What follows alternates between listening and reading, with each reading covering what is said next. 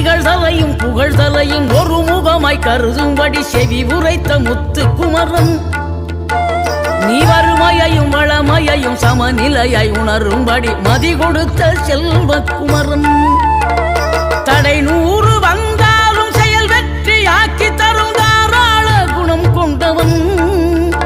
நீ வலை வீசும் அறிவுக்கு தொலைவானவானாகி மாறாது அருள் செய்பவன்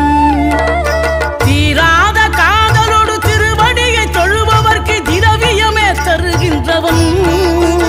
நீ தாராள உள்ளமோடு தவக்கோலம் கொண்டு பெறும் தார்மீக பொருள் தந்தவன் தார்மீக பொருள் தந்தவன் ஆறுபடை வீடும் அருள் வழங்கும் முருகா அருகே நீ ஓடோடிவா